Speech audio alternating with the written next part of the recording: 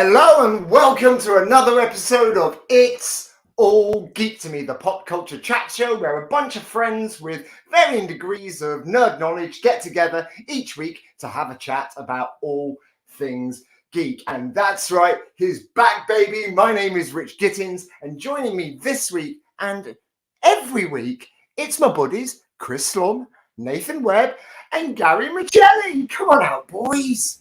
Hey! Hey! Hey ho! Ho ha ha! Webby's got a buddy in the back seat of the car. And Gittins is driving again. I'm not alone. Let's do a side. Oh, wrong side. Oh, wrong side. Oh, you left him hanging. Come on, Gary. You left me hanging, man. Honestly, it's nice to have all four boxes filled, actually, and it's like, look at that. Yeah, it's lovely. It's symmetrical as hell. Yeah. I've missed you, boys. Oh, hey, man. How you be? How's the life of the troubadour? It's been very good. It's been exciting. I tell you, I've been covering in lots of different Italian operas because of COVID. So I feel like my services to Italian opera surely must have earned me an EU passport or something like that. Maybe you'll make it. That's the rules, right? Guinness Book of World Records for the most operas being in by a person who was never sung. Yeah, absolutely. Hey, how you doing, Martin? Welcome. Danger. Yeah, man. Yeah, can we just point out? True. I'd like to officially welcome our man Gary Miceli as our brand new geek. Stateside, we've got a stateside reporter going on here, and you just proved, kids, that you can, like Dave Filoni, become a fan of a show and just worm your way in there. Become part of it, man. I don't really think you wormed your way in. You just went, "Can I do it?" And we went, "Yeah." Yeah. Whoa. Short people a lot easier. No, that's not how it happened. We're going to be inundated now. We should also point out we're missing Natalie. Yeah. Natalie, I hope you're having a nice time in exotic. Let's face it, everybody's favourite geek, Smeaton, can't be with us this week. Oh, the Smeat dog. I know. She's there in that there pool in Dorset. Yeah. That's it. Dorset. She is. So what's going on? What's going on, boys? What's going on this week? We've got some trailers to show. We've got a couple of trailers. Danny Devito news this week from Gary. Look at his little face in honor of Gary. Yep.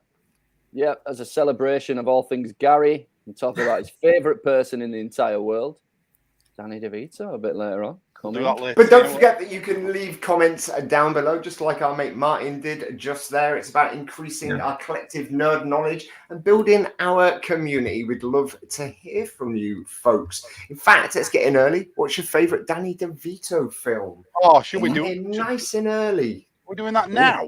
No, we can just get in from the start. We can start building them up. We can start building them up. Create a little bit of interest. Because then anyone who's watching from the start can be like, oh, I hope they're going to read my comment out in an hour and a half's time. And then just keep them watching. That's how it works, right? I'm going to go for twins. Oh, yeah. Twins. Yeah, fair enough. Yeah, it's good in that. Sure. Yeah. I'm going to go for Mama from the Train. Yeah. Great film. Great Billy Crystal. Yeah. Well, in that case, I will go for Man on the Moon. Nice. Man on the Moon. Yeah.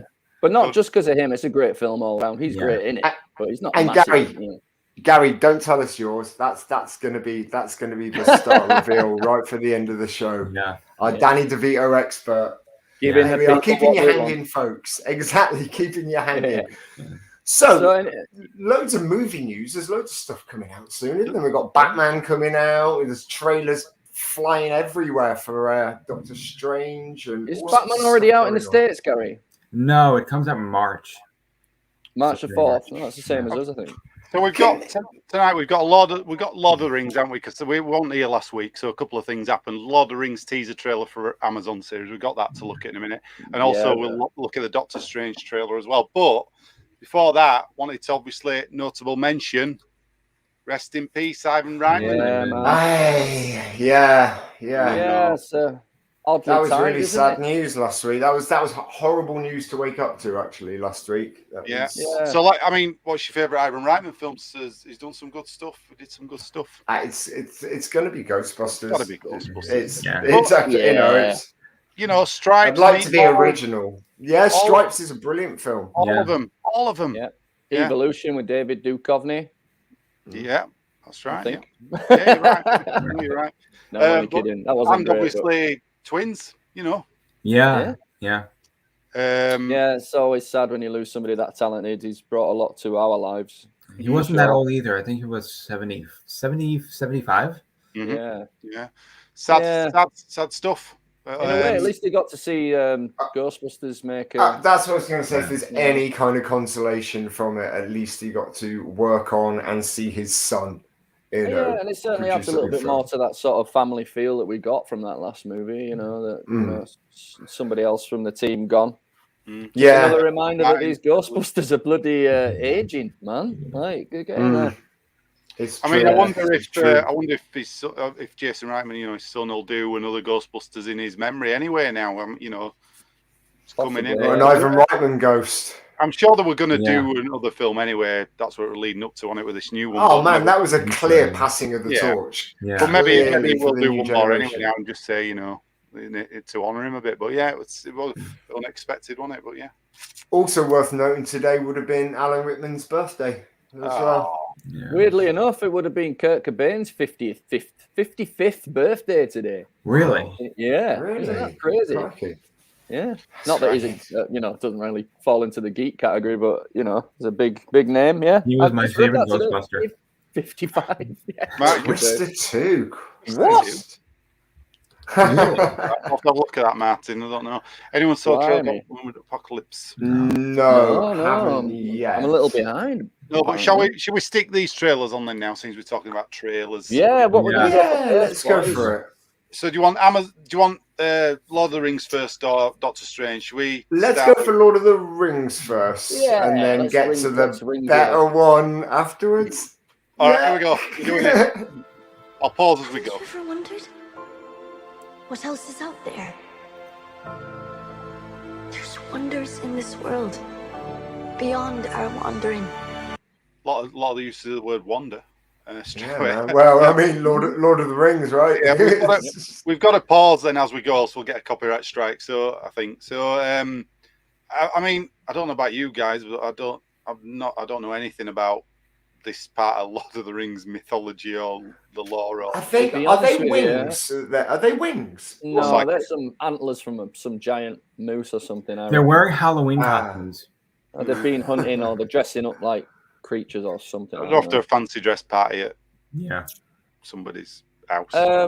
It's an odd one. Right, when is this set in the Lord of the Rings timeline? Like 1,000 years before Lord of the Rings. Yeah.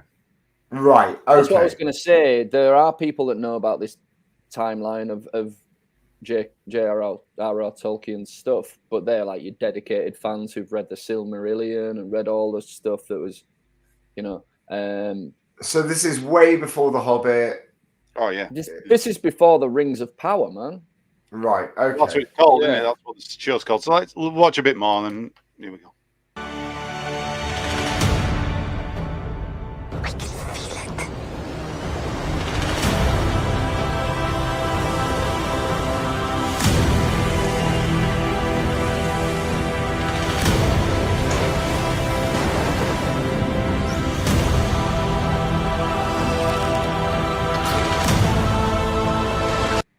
I mean, what I'm just going to say, I don't know about the effects. Look a bit. Yeah, that's what I was going to say. They don't look like the jump over with the ice and the hanging with the dagger. Yeah, I agree. Apparently CGI. That's Galadriel, who was played by Kate Blanchett in the movies. Yeah. So that's how long ago it is. Right. Yeah. Some of that, I don't know. Maybe like you say, but to say they spent so much money on this thing, you'd think it'd be polished, wouldn't you? But anyway.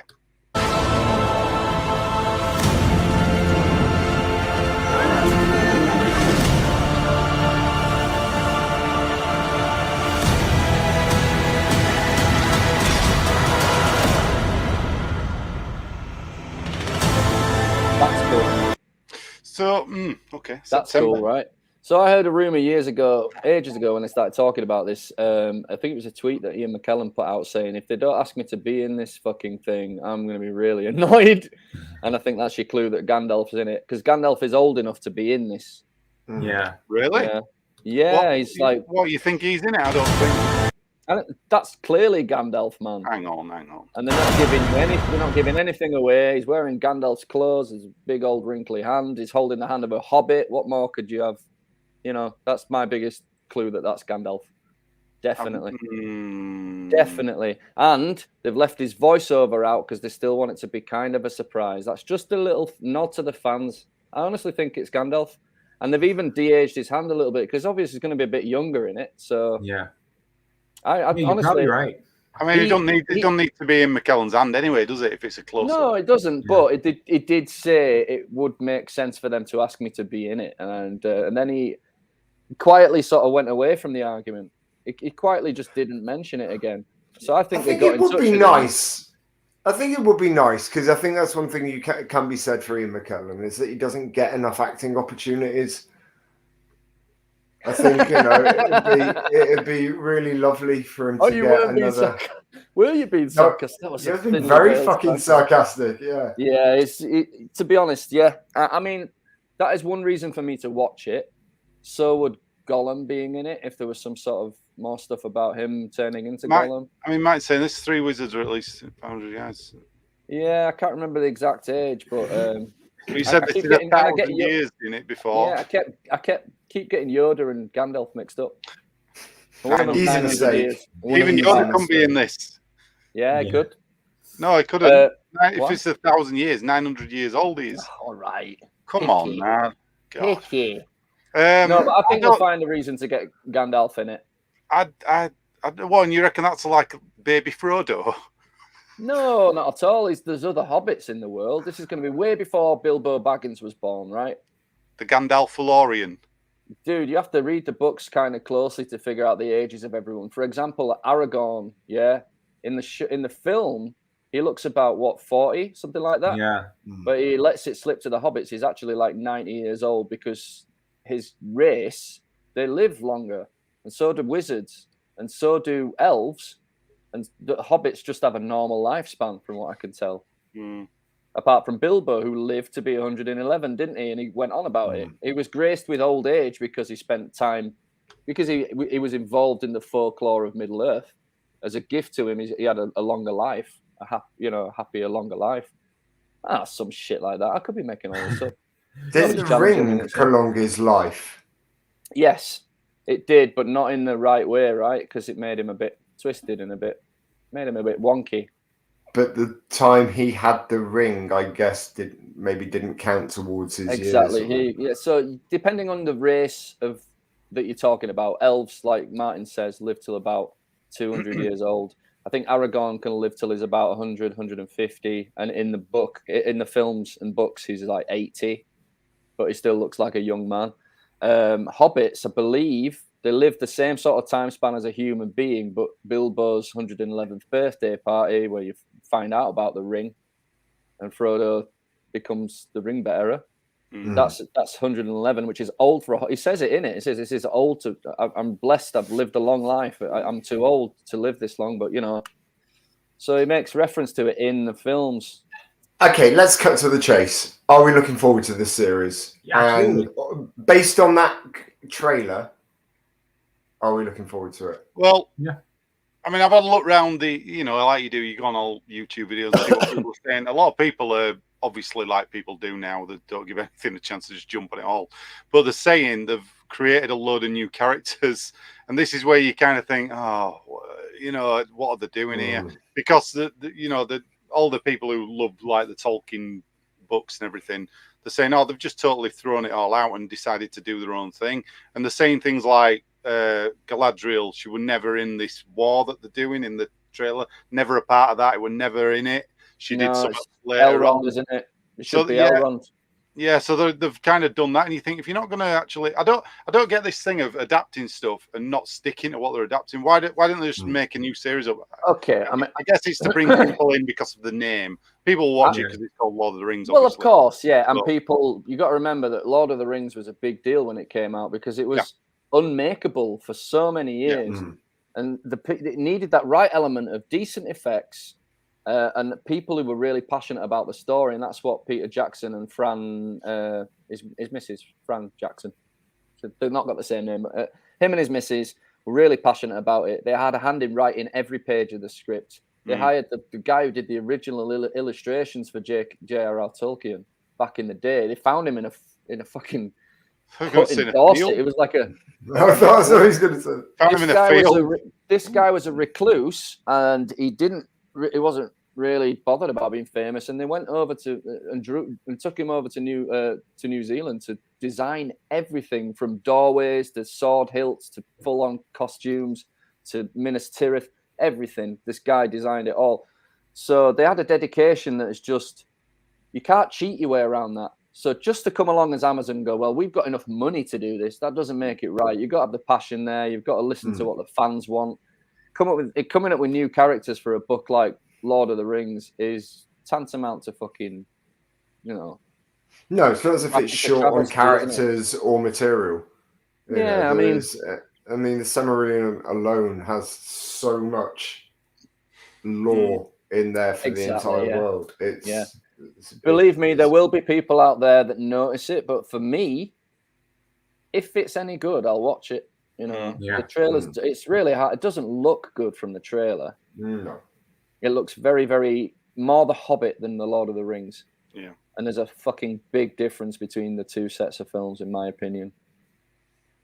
No, you're right. You're right. Even the third Hobbit film, it got a bit that end where Legolas is running up that thing and it's all dropping away under. Remember, yeah, and all the stuff with the barrels, which happens in the book, but it's about a page long, and it went on for 25 minutes, all going down the hills. They wanted 3 films again. They wanted Legolas sliding around, shooting arrows, and it seems like they've got that with that gentleman picking the arrow out of the sky and firing it back. They've got all that, so.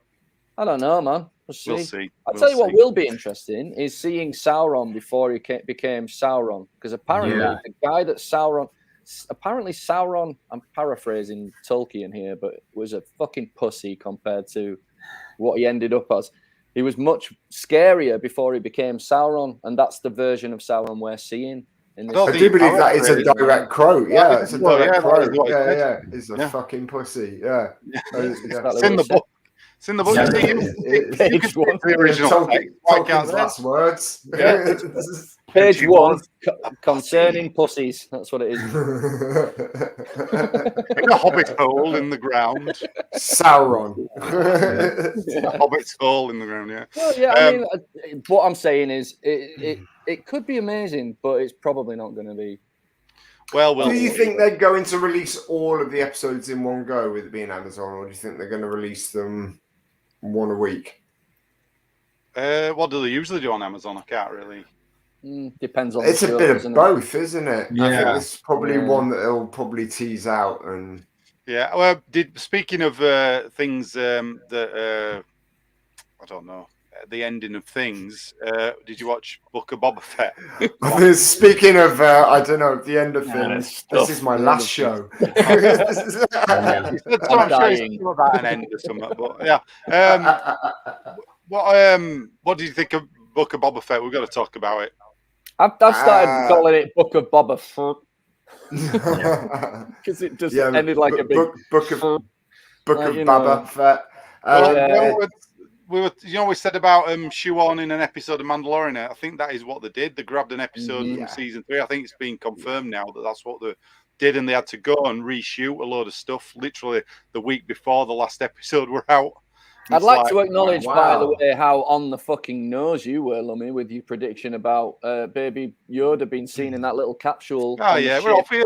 It was obvious. As soon as you said it to me, I was like, well, clearly he's going to choose Boba Fett. And it was obvious that Grogu was always going to do something to save the day. But again, it's not to save the day, is it? It's to save the franchise. They want the Mandalorian to keep going. Yes, Baby Grogu. Nobody gives a shit without that thing. So, Ron Martins put, that was a bit. And then all the people started firing at it. Like, did you not see it just save the day?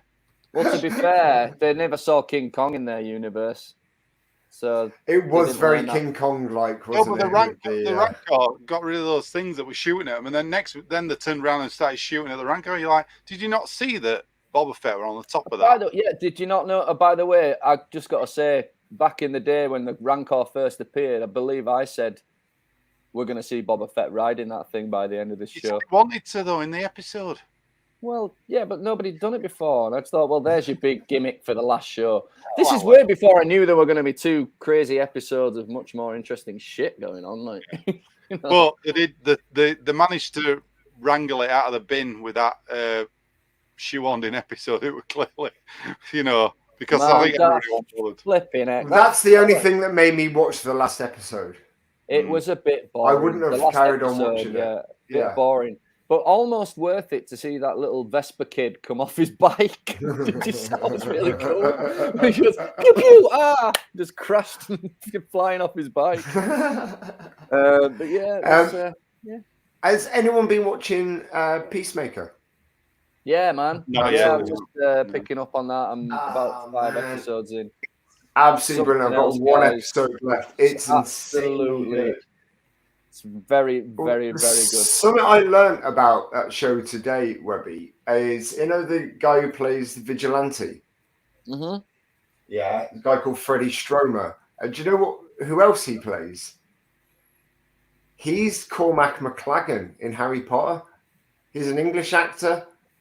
The one who fancies Hermione, tries to get together with Hermione and wants to be the keeper for the Quidditch team when Ron's... Okay. No, that's him. I'll tell you what, though, that guy is funny as fuck. Right, well, get this.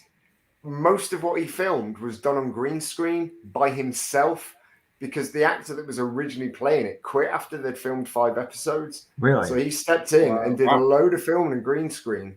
And dude, that honestly, performance is insanely good. It's brilliant. Because when this guy appears on the screen, you're like, wow, Deadpool. Yeah. Great. Yeah. And he speaks like Deadpool. He can't stop talking like Deadpool. He's got the fucking guts. He's just so You got to watch it. I don't want to say anything. Anything could be a spoiler at this point, but guys, yeah. It's put it this way: just if you go and watch watch it, you won't be disappointed. The first episode, right? If you can make it past the opening credits, and you're still thinking, "Wow," then it's for you because the opening credits are just the tits. They're brilliant. They're brilliant. Absolutely great. Oh yeah, it's a tricky one to find. I don't think it's out here yet. Well, how did you 2 watch it then? I mean, I'm telling you. I have somebody has recommended an app for my Fire Stick, which means that you can stream lots of things magically, and it's all legal. It's really all legal. Anyway, if you guys saw the last Suicide Squad movie, that is a great indication as to where you're going. It's written by the same writer. He loved the character of Peacemaker so much that he got in touch with John Cena during lockdown and said, "Do you fancy doing a series?"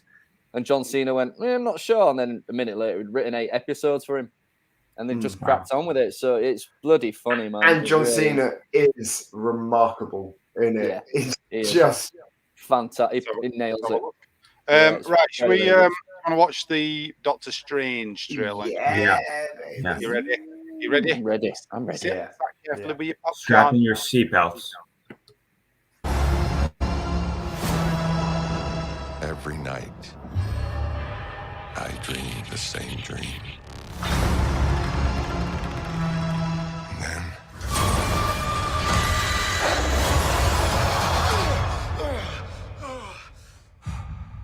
the nightmare begins. I'm going to have to pause it just for copyright strikes that way a bit. I don't know what to say yet. Is there? Not really. But I'm really excited. I did what I had to do to protect our world. You cannot control everything, Strange. So they're acknowledging No Way Home in this film. Yeah. Very Yes. much so. Yeah. Very much so. I think that's a catalyst for forcing Doctor Strange to learn more about the multiverse, because now, from the events of Endgame and the events of No Way Home, clearly he's going to have to figure out, how to negotiate the multiverse. And because of What If as well. Things like What If and Loki and WandaVision. Do you think because Sam Raimi's directing it, do you think we're going to see Tobey Maguire? Yes. I don't know, but we'll see that car. We'll see Sam Raimi's car from Evil Dead in it. Universes. Been in all his Don't know movies. who or what will walk through it. Wanda, what do you know about the multiverse? Viz had his theories. He believed it was dangerous. He was right. This summer. So you guys have all seen WandaVision then, haven't you? So obviously, I mean, I wonder if you've not seen WandaVision, whether you can watch this film, because everything's tied together, isn't it now? It's all... I think it's probably and same with Loki as well, because so much about the multiverse as a concept was introduced in Loki, and the explanation for the time police and you know, and if they're bringing Kang into it as well, you know, it's you know, he's already been introduced. It's they kind of have to bring Kang in because they've set him up as this be all and end all villain entity that's strongly connected to the multiverse. And to be honest with you, you'll see in this, there's a bit where there's a character and nobody can work out who it is, and they're all going, "Oh, is it Tom Cruise as superior Iron Man?" From Iron Man, the dude is yeah. Go on, I'll put it on. I'm sorry, Stephen. Your desecration of reality will not go unpunished.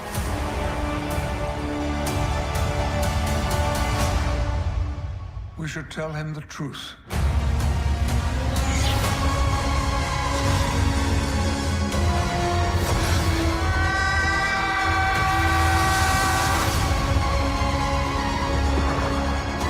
Things just got out of hand.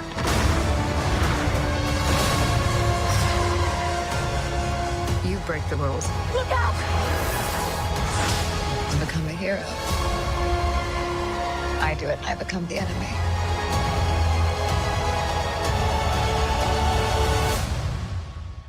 It doesn't seem fair.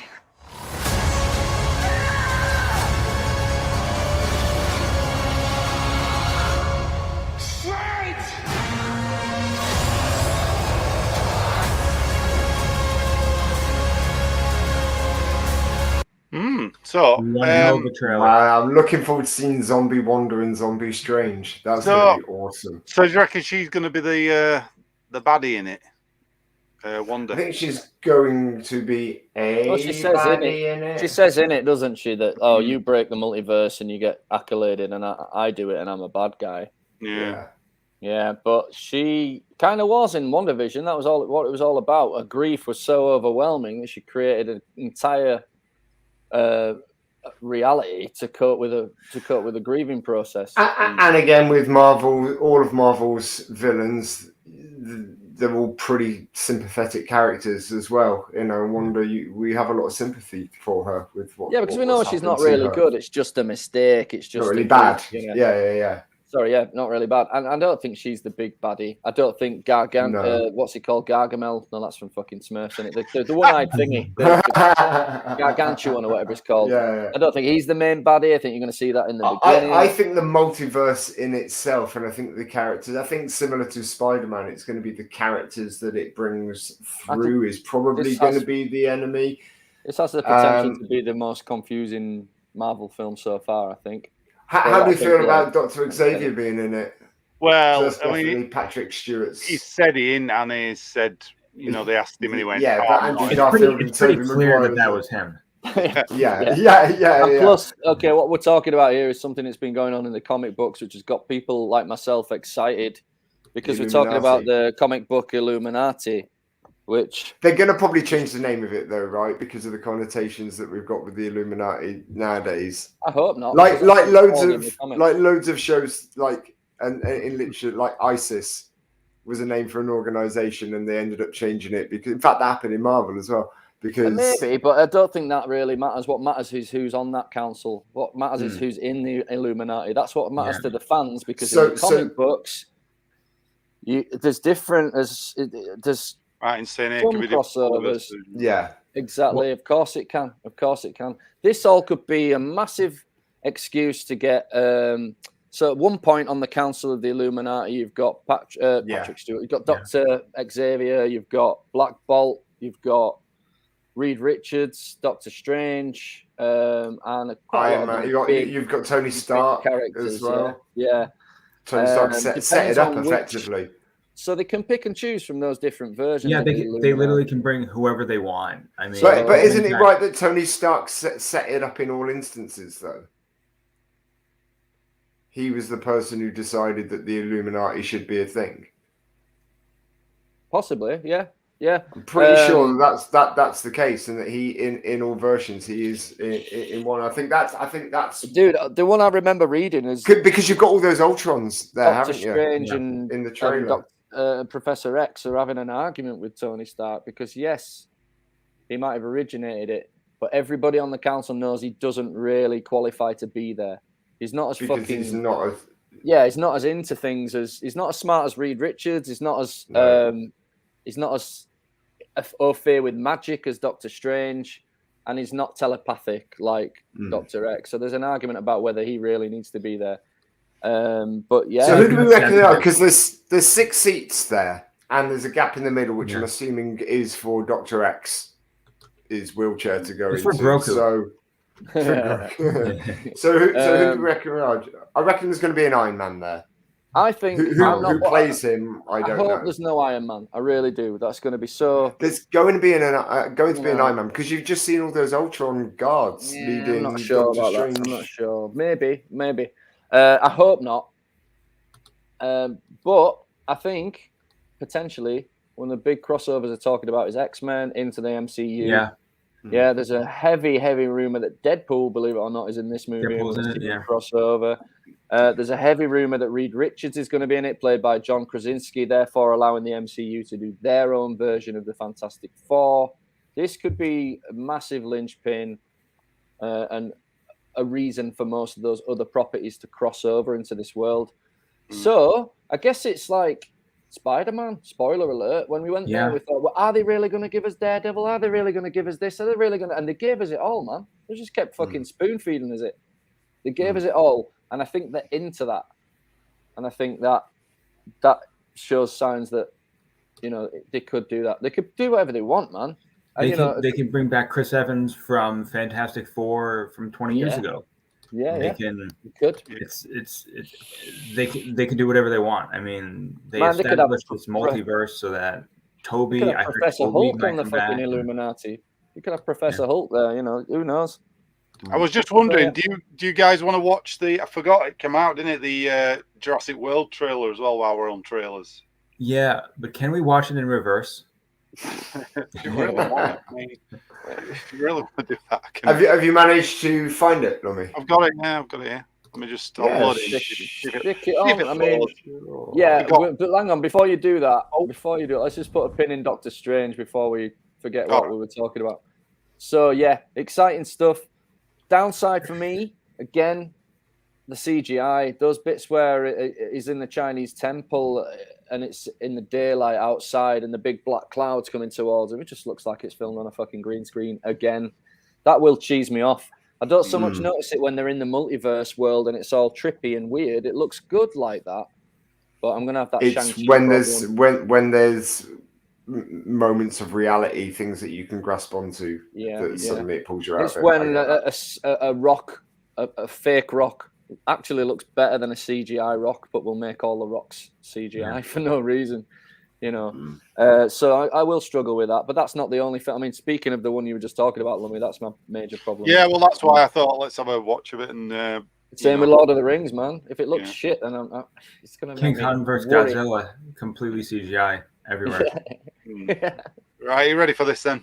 Let's do it. Come on. Better sound down. I wanted to show them something that wasn't an illusion. Patrick Stewart. He's on everything. Something that was real.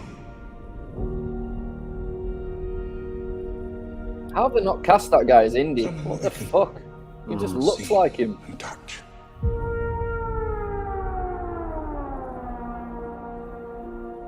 The sound effects have gone downhill, haven't they? Is an act of sheer will. Am I going to have to pause this one as well? Because because it's Universal as well, isn't it? Universal. After Probably already got a strike on that one. Oh, yeah, they struck us off when we were celebrating John Candy on there.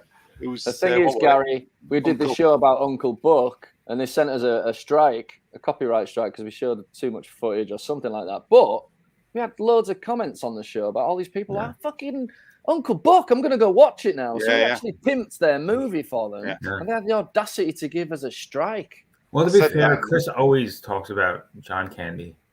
Yeah. And what do you get for it? You get a copyright strike. We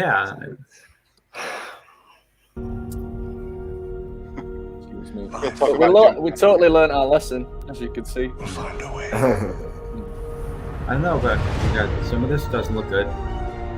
Some of the CGI. We can't keep her here forever. They find her, we're never going to see her again. It could be the protect her. That's our job. Quality. Humans and dinosaurs can't coexist. I bet you any money that's the opening scene. Mate, I have to say, what an obvious Good shout. I mean, humans and dinosaurs can't coexist. The fact that this person, I think it's Ellie. Is it Ellie? What's she called? Ellie Sadler? Sadler, yeah. Sadler. I think that sounds like her. But what a stupid thing to have to say to people. Funnily enough, the last 7 Jurassic Park learned nothing. So I heard a little rumor. There's a threat that this is the last one. They're capping it off with this one. Well, it looks like it, yeah. An ecological disaster.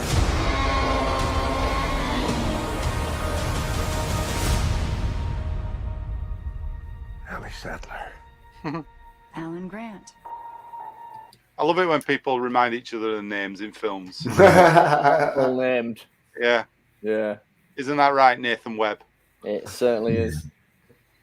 Chris Lumb. No, I'm not doing it. Yeah. Don't know why I'm not going to tell me. I was going for your middle name, but I forgot it, so I'm just going to say, Chris. I don't have one. You don't Andrew. have This way just to catch up now that You coming or what?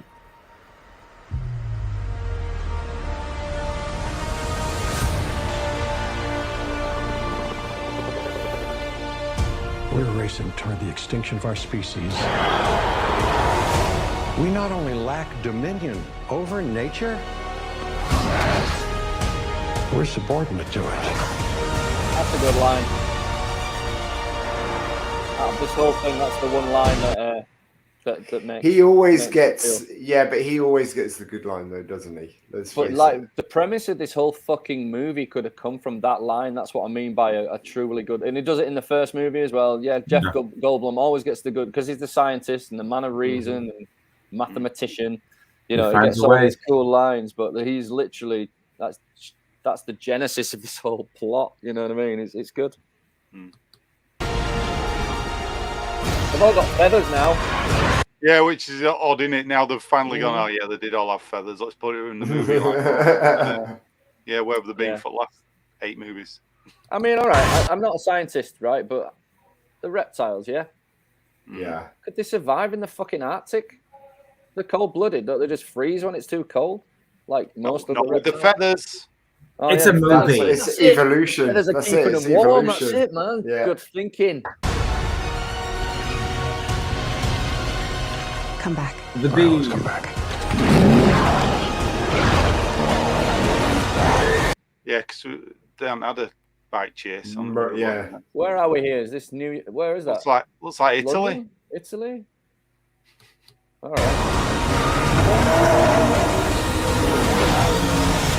It's got that Italian sunset thing over all the buildings where if you go to Italy, there's just one time a day. That's how you can recognise it. All the time. Yeah. Did you know a little fact for you? He's not even breaking the law riding the bike around Italy. Like that's how they all drive. That is the law. You have to. The law. If you ride your bike any other way, that's breaking the law. Yeah. If you don't ride your bike over some monuments, whilst piggybacking a dinosaur, it's just kick you out of the country. We've all been there. What's happening? Here we go. This is hilarious. What could that be? It's like, what do you think it's going to be? It's a giant. It's It gets me as well, right? How many fucking people do you know that are qualified to fly these planes. It seems like every lead character in a film always just like suddenly can fly a plane or a helicopter without years of training. Yeah. I don't know, man. Or if they don't already know, they learn in about 10 seconds. Yeah. Yep. Yeah. I mean, they are.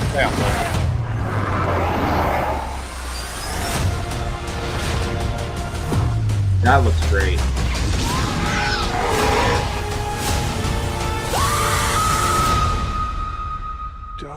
We haven't seen them, have we? Them things That was since cool. this film, have we? Them. Not since the first one, yeah, where they spit all Spit over things, Nedry. Yeah, I mean, it's a big cast, isn't it? Don't move.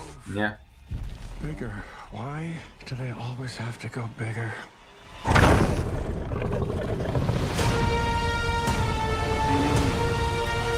I mean, he was speaking to the audience then, wasn't he? Yeah. Bigger. Why do they always have to go bigger? Right, you're not going to like what I've got to say about this, so do you want me to get it out of the way first? Yes. Go on. The same problem I've got with this is the same as the last 4 Jurassic Park movies. The CGI is fucking terrible. Me and Gittins had a conversation about it. His experience of watching that last one, was it Dominion with the volcano on the island? Yeah. Yours No, is so much Dominion. different than mine. You said to me that you were... that was Fallen Kingdom, Webb. Fallen Kingdom, sorry.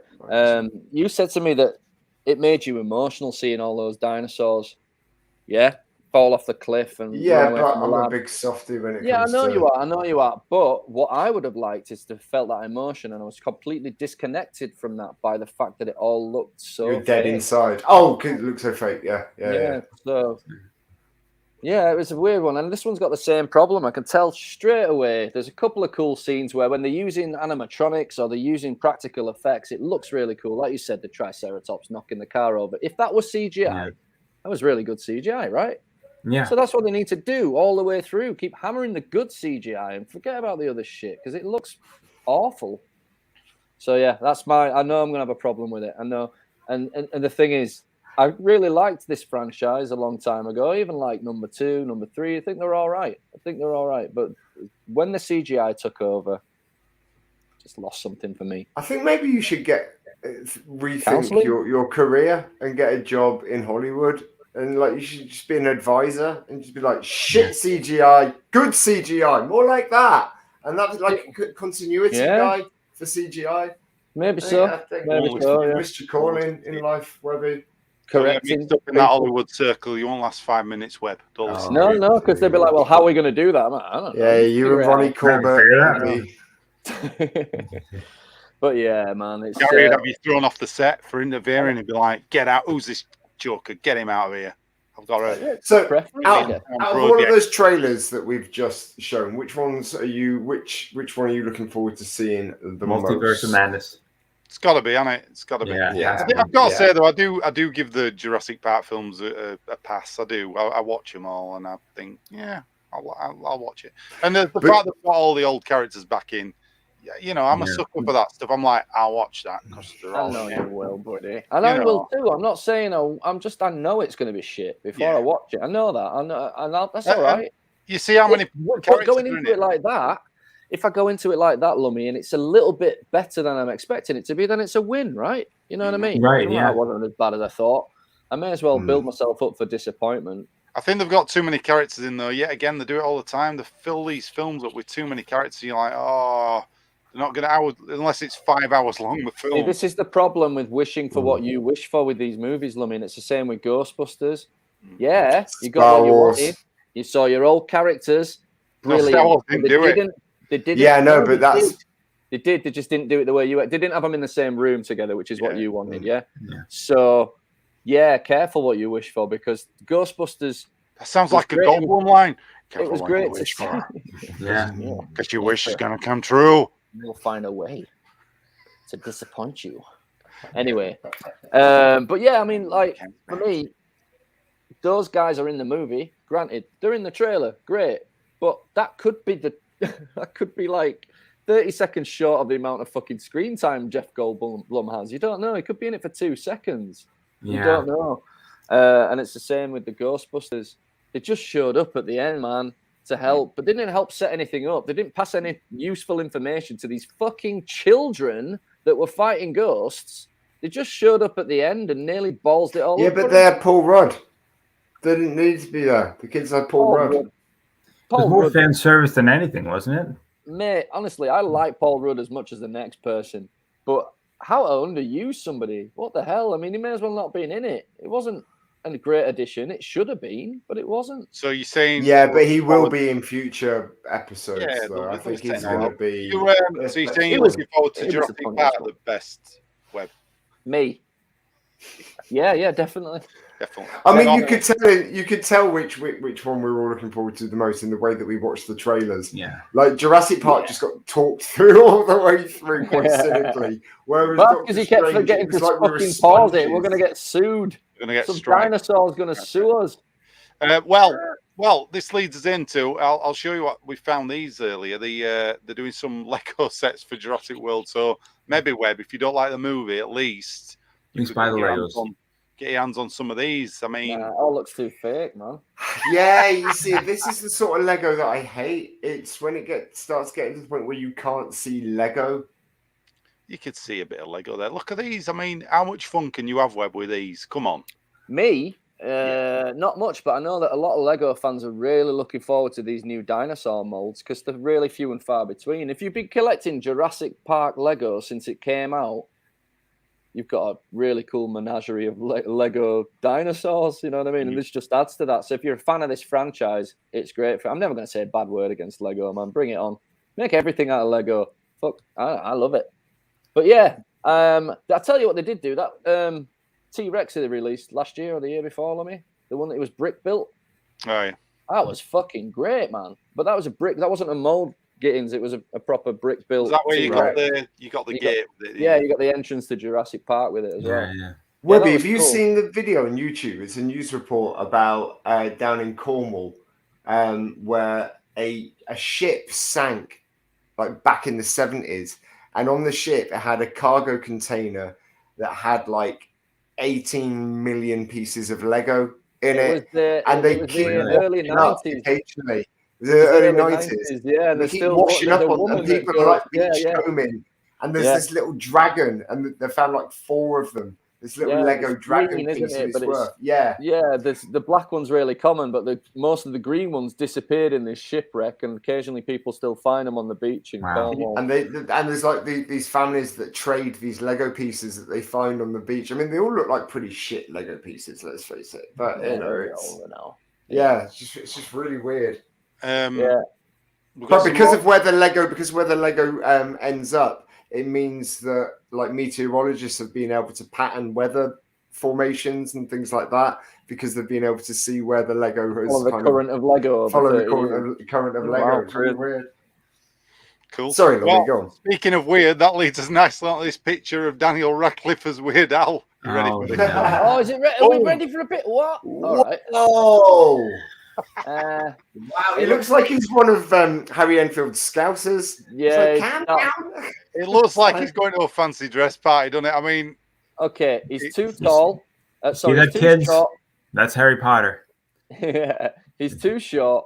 He's too muscular, and he looks like fucking Daniel Radcliffe with a stupid wig on. Do you reckon it's a spoof all this, and they're doing it for laugh because it's so weird to cast him as I don't know. It's an odd choice. Bobby Ball.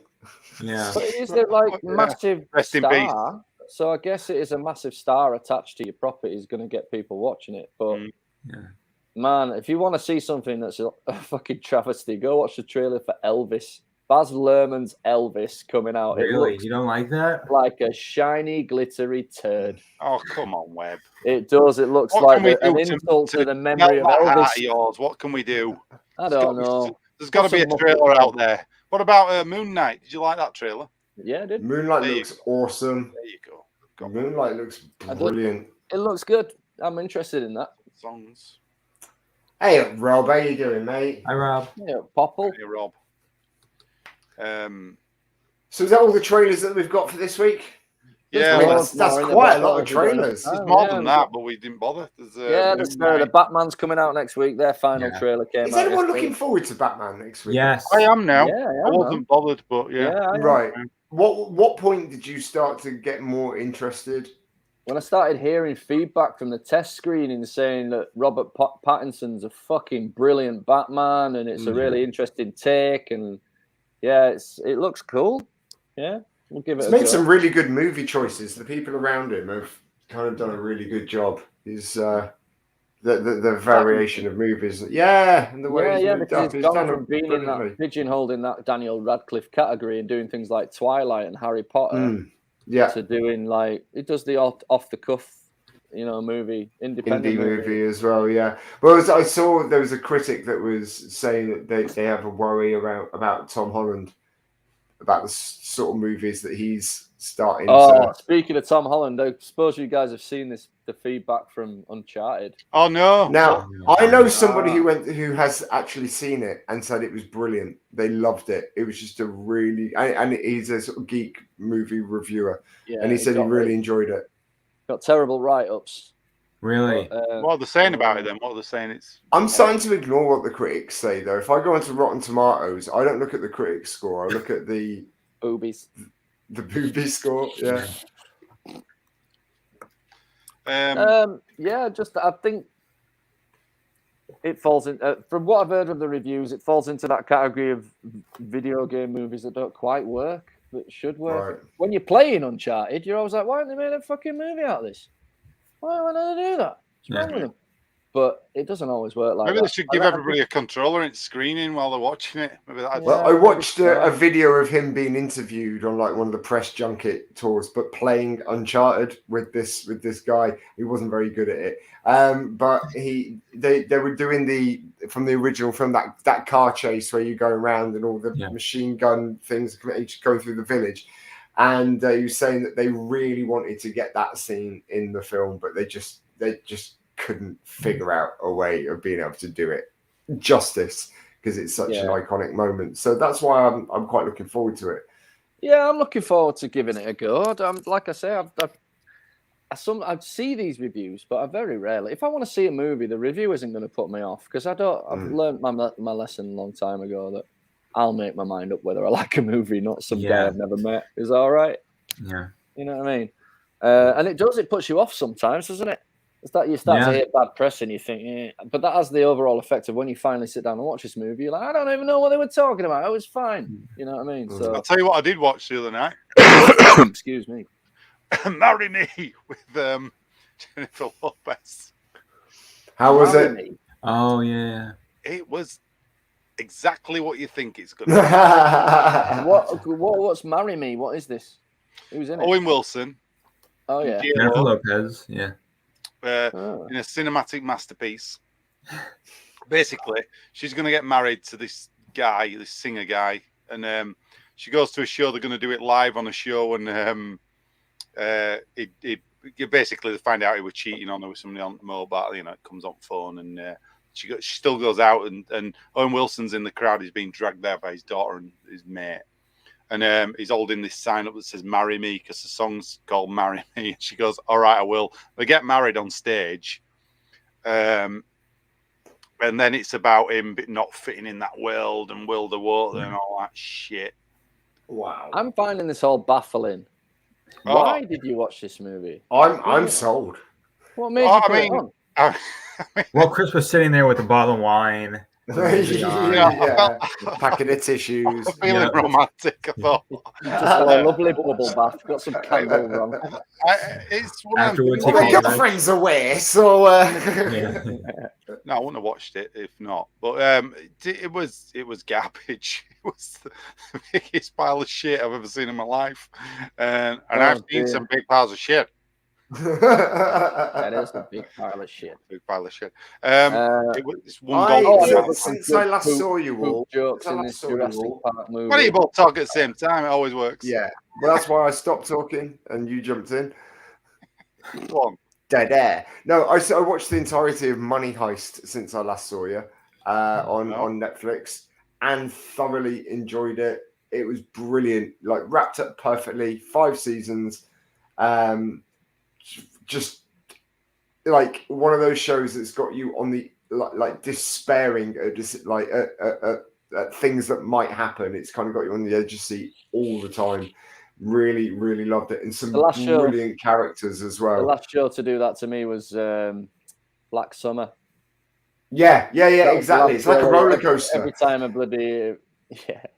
Yeah, man. I guess you got to branch out from time to time, Popple. I thought he was with his lady friend, and they were just decided to watch a lovely rom-com. Was that the case? That is what I didn't just put J-Lo on. Sat with his mum and dad. I'm not going to watch Owen Wilson and J-Lo on my own. Although she's usually pretty good in films, I have to say. I'm going to stick. J-Lo.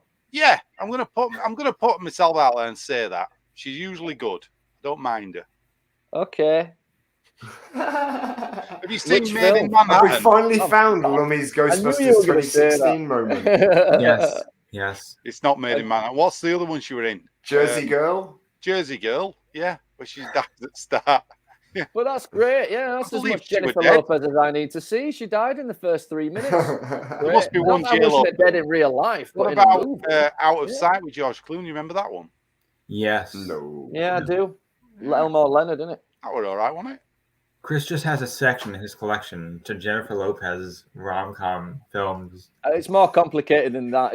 But they've all got John Candy covers on them, just so that nobody knows that. Yeah, he's got a whole file on his MacBook that's in defense all right, of I've got a question Lopez for you all. Here's a question for you all. What's your favourite rom-com film? Come on, here we go. Here's a good question for you all. Ghostbusters 2. No, you're not allowed that, Gary. Come on.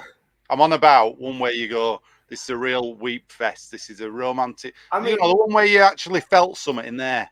Down here. It's not a weep fest, but Pretty Woman's a classic. There you go. It's a great film. That's a really good film. That really did wonders for women and prostitution as well, like glorifying of the streetwalker. Well, yeah, this could be the I can make some money out of that profession. Yeah, my favorite rom-com.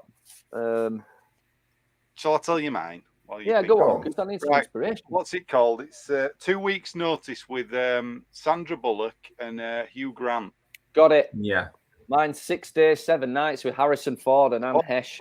I love that movie. I love it. Ivan Reitman as well. Ivan Reitman. There you go. Yeah. It all comes round full circle. Just done it. Gary, what Can we got? Chasing Amy be classed as a rom-com? No, because it's too good. Yeah, we're on about once. It stretches too far into the independent movie. The script is too good to be your generic rom-com. Right. I suppose it's an anti-rom-com in many ways as well. It's like it's a rom-com that's acceptable for you to approach your partner and say, I think we should watch this because it's part of my world, but it's a love story, like Deadpool is. Within the first 5 minutes of Deadpool, we're saying you brought your girlfriend to see this, and she's saying, "What the fuck? That guy just skewered the." But it is a love story. Stick with me, and I think that Chasing Amy follows a similar sort of, What have you got, Gary? What have you got for us? What's your favorite? It would. I mean, it would have to be Pretty Woman. I mean, yeah, that. Come on. All right, he can have Pretty Woman. I'm gonna have The Kingsman. What? Because at the end with the Swedish princess, he saves the world, gets to do it in the asshole. Open his do it in the asshole. That's how romantic's that. You can't get more romantic than that, Lummy. That's the romantic spot. Asshole. Sorry, asshole. Yeah, what's with the asshole? That keeps creeping in. What? Sorry, what was that? What's that, Webby? What keeps creeping in your asshole? I've got a new choice. Ness with Ted Danson. How could I forget it? Is that a love story? Love story. Yeah, fair enough then. Love story between man and beast. Oh, I've just remembered mine. It's not a rom-com, but it is. Well, I suppose it is. It's not what I said. Whatever I said before, that was bullshit. It's Princess Bride. That's the most romantic fucking film ever made. Love it. Oh, I'm changing mine again. The Goonies. Beverly Hills Cop. I'm changing them all. I'm changing my mind. Men in Black 2. Yeah. Actually, Planes, Trains and Automobiles for everything. Every category ever. That's my favorite film. I'm just changing it now. The Wedding Singer. Yeah. That's a good one. That's a good choice. Gary, yeah. I like that. 51st Dates. Gary. 51st Dates, Would yeah. you marry That's a great more? one as well. Yeah, man. That is one of my genuine guilty pleasure rom-coms. Yes. Me and my missus both love that, and we'll put it on every so often. Have Well, you seen every what's couple the of other years. one they did called? Hang on, not June. Wasn't as good. What's it called? It wasn't as good. Blended. But... yeah, it was awful. No, it wasn't. It was good. It was awful. Somebody likes rom-coms a little bit more than they're laying on. No, I'm not hiding anything from you. Never do. No, I did like 51st Dates. It's a Yeah. cracking one, that one. And I was expecting a lot from the sequel. Rob Popple's got a lot to say about this. Yeah, I think you're right, man. Gaga is turning out to be a decent actress, mate. Yeah. I thought the Star is Born was really good. I haven't seen the Gucci movie. I don't suppose I ever will. It's not really my cup of tea. I'd love to see Gaga in a James Bond film for sure. The Exorcist. Yeah. It is. Oh, Yeah, I guess Nice. it can be a rom-com. So, what else is going on this week, guys? What else have we get into our point where we start to pay tribute to the great Danny DeVito yet? No, I think we've got one more thing, right? When we're testing our new member to see if he's got the chops. Yeah. Gary, I believe, we're breaking his little geek hymen tonight, and he's going to give us his first segment. What you got for us, Gary Miceli? I have two things. One, I needed to show Webby and Rich this photo of the baseball tweet. Do you want me to put it up now? Absolutely. Here we go. Color me intrigued. If baseball really wanted to get exciting, they'd let a celebrity throw the last pitch. Bases loaded. Here's Danny DeVito. Yeah, man. Yeah. Is that your pseudonym on Twitter by any chance? No. Just in case. Yeah, why not? Why not? Yeah, absolutely. Beautify everything, man. And weirdly enough, I've just watched. We're on the finale of it, the last episode of the Australian Celebrity Apprentice. Really? Yeah, it's fucking brilliant. Ross Noble's on a it. single celebrity on that show. Oh, yeah. Me neither. I don't know any of them, and that makes it even better because they're famous, but you don't know them well enough to judge them. They all seem pretty genuine. They're all doing it for charity. There's a really quite famous English comedian, Gary, from Sunderland, Newcastle. Ross Noble is I know. absurdist. Yeah, he's an absurdist kind of genius comedian. He now lives in Australia, and he's on the show, and he's just brilliant on it, man. But it's Alan Sugar who's hosting it again. Yeah. Like, it's not like Trump or anything like that. It's Alan Sugar's got over to Australia to do it. Yeah, it's good. It's really good. If you can get BBC iPlayer in New York, Gary, give it a shot. Yeah, easy to watch. It's been really I fun. like to see Danny DeVito doing a baking show. Baking with DeVito. I think it'd be nice. Picturing more of a sculptor. Sculptor, pottery. Yeah. He has to wear like a white wife beater with his hands full of clay and glasses with his hair. Like, watercolor challenge with Danny DeVito, and he's there just doing like Danny Da Vinci. Yeah. Why not? Do it all. So what else have you got for us this week, Gary? I have something for you. Okay, so when we're a lot younger, we take tests. Sometimes we don't know the answers, and I have a collection of photos to show you that are the most fantastic test answers from kids. Cool. So we'll throw them up one at a time. Yep. Here we go. Bring it on. I mean, Okay. Is that wrong? It's not wrong. No, it's not. I like how they corrected themselves. Yeah. Yeah. Should we just keep going with these? Keep going. Yeah. Keep going. I earn money at home by I don't. I'm a freeloader.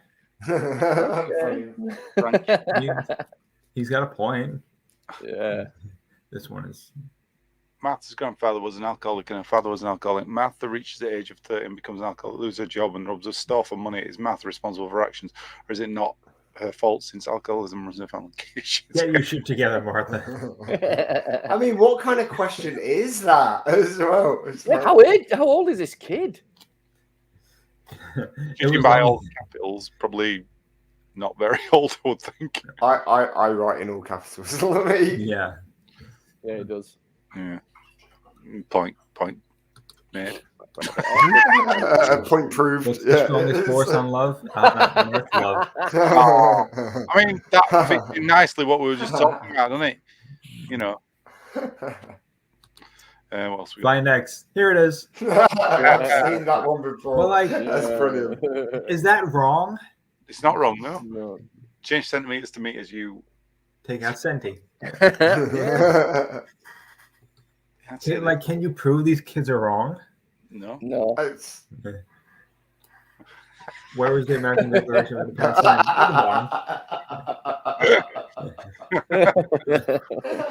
Yeah, again, it's right, isn't it? Yeah. What ended in 1896.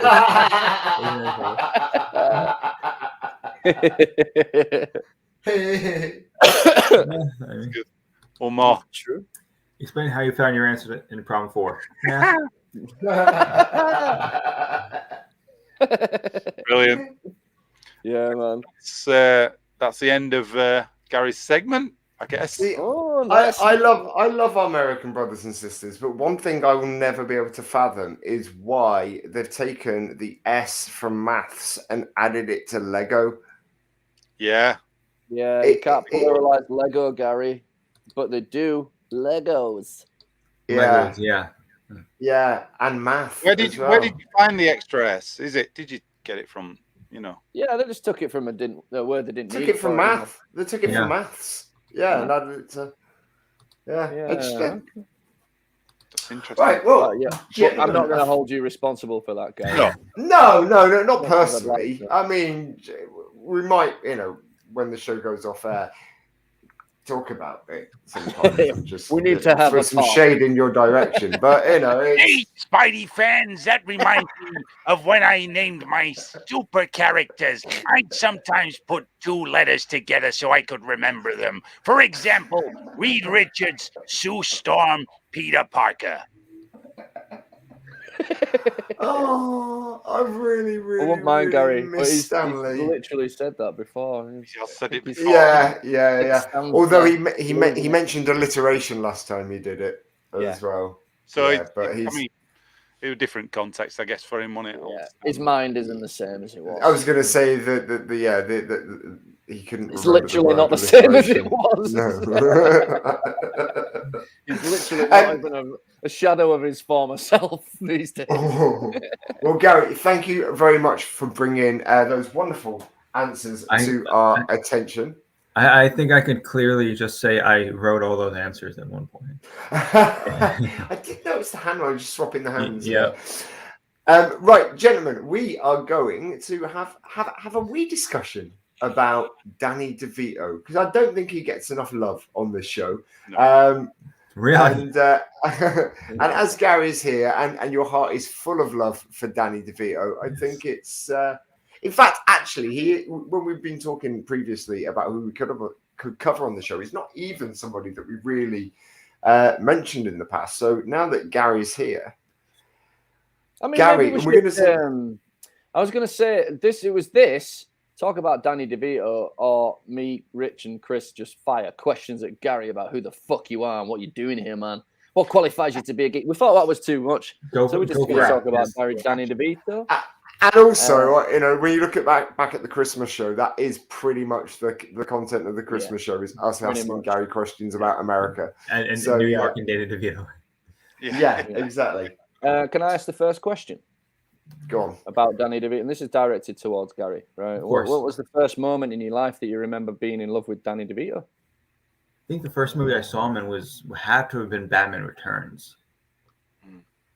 And I was like, boom. Yeah, and I was like, I don't remember ever seeing an actor at that point that had committed themselves that much to the role. Yeah. Did you know, little known fact about him, he was 6'10" before he did that role, but he had 2 foot of leg bones. He went proper 2 method. foot of leg bones sawn out. That's devotion. Yeah.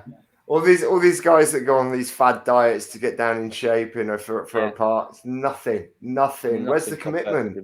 Yeah. And they were called Downey DeVito. Oh, Downey DeVito. I love the. It's just the fact that you repeated it. I love I strengthened it. I love the portrayal of the penguin in Gotham, but Danny DeVito at the time was the perfect person to play the penguin. Yeah, it was such a weird look, wasn't it? That sort of dripping in fish guts and black marks around the eyes, and like the flipper black joke mouthwash, and talking about fingering the woman in the office with his flip. He makes a really awful flipper. Yeah, it's really gross, very creepy. But yeah, it's brilliant in that. Great. We've all known somebody like that. So penguin in an office, yeah. Right. That's all that happened. We have. Great film though, Batman Returns. Yeah, great score. Yeah, my favorite Batman film for sure. The thing why we're interested in the new Batman film, actually, I listened to some of the score tracks and it sounds really good. I was like, maybe it's going to be a contender. I think it could be. What's the first movie anybody remembers seeing Danny DeVito in? Because I remember seeing him. Actually, it wasn't a movie. I remember seeing him in Taxi on TV when I was a kid. Oh, God. I mean, with Christopher Lloyd, watched Taxi. I've never watched it before, and I watched it all, and I was like, why have I never seen this before? How old were you when you first saw Taxi, Lummy? Oh, literally last year. I started watching it all. I'd seen bits really? of it. I think when I was a kid, I thought it was boring. I'd just see the taxi going down the bridge. I thought, I don't want to watch this. Yeah, I didn't get it. So Man on the Moon didn't even inspire you to go? No, not really. I knew of it and I'd seen clips, but not to actually sit down and watch it all. But I did it and I loved it. It was great. And I thought, why have I not watched this before properly? How many seasons were there? 5. Yeah. Wow. Okay. And, it's responsible for making a few big names, wasn't it? Oh yeah. And Christopher Lloyd. Everybody's great in it. You know, Christopher Lloyd. I think the first one I can really remember is either Throw Mama from the Train or Twins. Yeah. So let's throw these pictures up as we go. Throw Mama from the Train. Oh, I mean, that's just a brilliant film. I want to watch this again. I grabbed these pictures for us earlier and I thought, I hadn't seen that for ages. What's the name of the lady in it? In Mama Fratelli? Oh, yeah. I never remember a bloody name. Anne. No, it's not. Anne, yeah. Anne something. Oh. Sink. Wait a minute. I can't remember, but Billy Crystal, he's great in this. Yeah. I watched a random Billy Crystal film quite recently. Oh my God, it was an independent film, and he plays a dermatologist who's Ramsey. And Ramsey. Yeah. He plays a dermatologist who's alcoholic, and he meets this young guy, and they get on really well. The kid was played by Ben Schwartz from Parks and Recreation, and they befriend each other. And Billy Crystal's not a comedian, but he helps this kid with his stand-up comedy, and he's slowly drinking himself to death. But he was brilliant in it, man. Really cool. It's on Amazon Prime. I'll try and dig it out for you, Let me so you can get a title. I know you like a bit of Crystal. I do, yeah. I think I saw it on the thing. I haven't watched it yet. What came out first? Mama from the Train or Twins? Yeah, I think. Mama. It's literally just before Twins. This right. So you got your twins there, look. There you go. I mean, they're doing this new one. I don't know what. I don't know. Twins is one of those ones. At school, I don't know if you ever did this in America. Like the last day of term, in the afternoon, you just get to sit and watch a film as a class or as a year group or anything like that. So when we were like middle school, so we must have been about 12, we got to watch Twins, and somebody noticed that one of the kids in my class got an erection during the lovemaking scene, and nobody was watching Twins anymore. It was me, and you noticed yourself. Yeah, I noticed myself. Like, guys, look, I got an erection.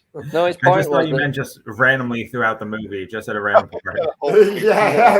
Whenever Danny DeVito came on screen, Richie's flagpole went up. Yeah. Little Richard. That's what I call him, Little Richard. The film, by the way, that I'm on about was called Standing Up, Falling Down. Oh.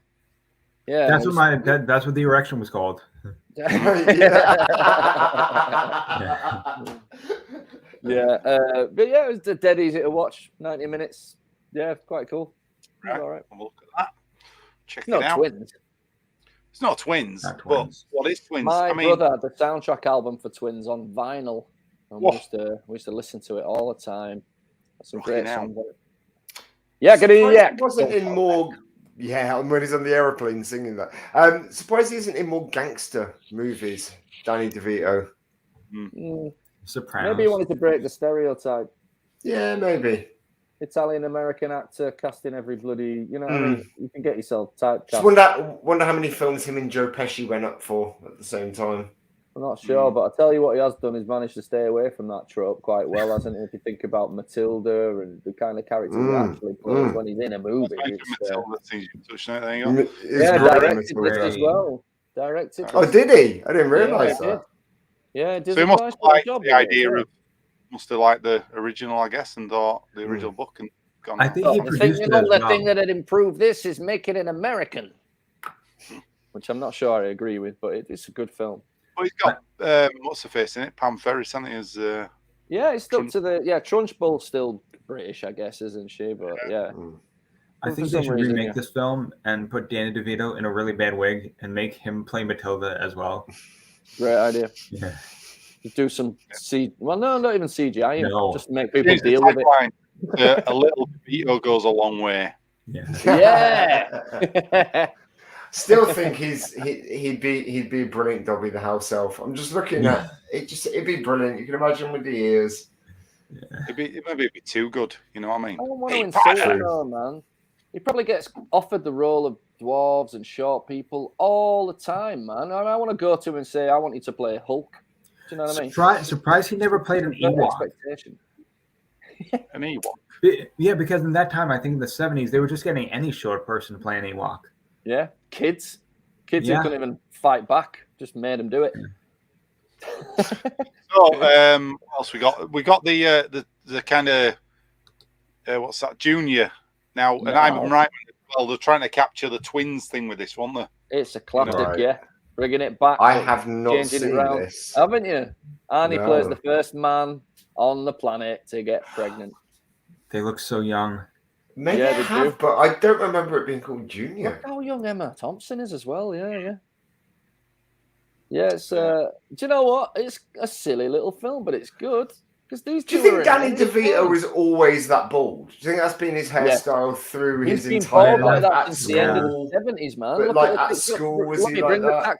The season 1 taxi photo up again. Right? Are there any pictures of him with more hair than that? Are there any pictures in existence? He was born like that. There'll be wigs at the Pornfoot films. Yeah, he was born like that, and so was Bill Murray. Everybody forgets Bill Murray's been bald for years and years and years. I'm just wondering if he was like that at high school. That's just how he was. Maybe. I don't know, mate. Don't only speculate. What else we got? Any other mentions? We got obviously Romance of the Stone. Oh yeah, he plays a good bad guy in that, doesn't he? Yeah, man, he's good in that. That's a movie I could see them remaking. Yeah. That's I mean, they did the sequel. There you go, Jewel of the Nile. But I love that one as well. These posters done by the same person who does Drew Sturgeon. Yeah. Might not be these. I'm not sure. I'd have to check. It might not be, but they're definitely designed to make you think it's Raiders of the Lost Ark. Yeah, exactly. You usually see the thing. It might be. I think there's a guy called John Alvin. I don't know if it's him. I just remember you and Jackson at college all the time going, John Wilder, all the time. It never got less funny. Funny. John Wilder. No, cracking films. But let's also mention the fact that this dude started his own production company with his wife, Carla from Cheers, in the early 90s. Jersey Productions, Jersey Films. And ended up producing things like bloody Pulp Fiction, weirdly enough. Yeah, his name is on the credits of Pulp Fiction. And you go, what? That Danny DeVito? And then you're like, all right, he must be a producer. He's done quite a few more as well. But I've just lost my page, so I don't know what they were. I'll tell you in a second. Could tell you what Billy Crystals were. What else have we got, Danny DeVito? What other films have we got? Of course he is. God, you forget he's in all these films. Man, I completely forgot he was in this, and I cannot picture him in it at all. One of Jack Nicholson's best films. It's funny how these people cross over each other's careers, don't they, all the time as well? You know, you've got Christopher Lloyd in there, haven't you, as well? And obviously, the taxi thing, and also Jack Nicholson. They did a film called Going South, and Here's Johnny.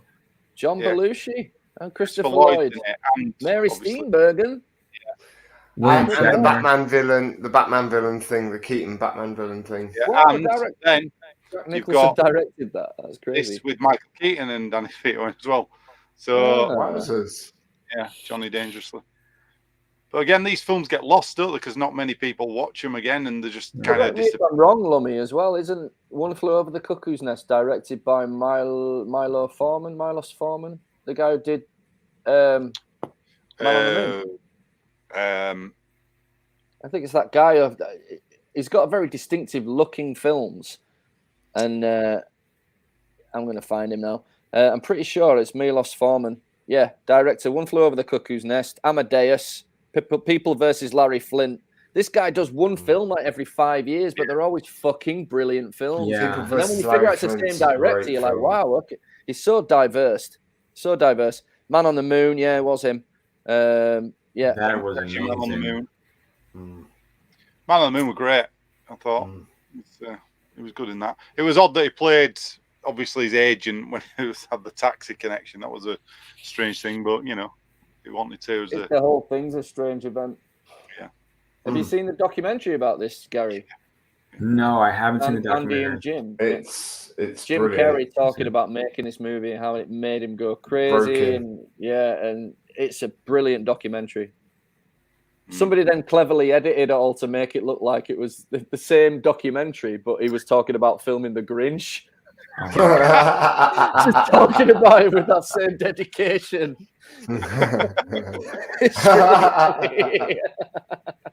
That's good. We've got some other notable stuff he was in. Actually, we got Friends. You remember the episode? Yeah, the stripper. Yeah, Top stripper. Is one of the best fucking cameos in that entire show. You've got obviously Simpsons as well as Homer's long lost brother. Yeah. Oh, of course he was. He invents the baby monitor, doesn't he? Yeah. Yeah. What else we got? More voice roles. We've got where is it? Oh, can we just acknowledge as well the fact that he turned that It's Always Sunny in Philadelphia into like one of the best fucking comedy shows.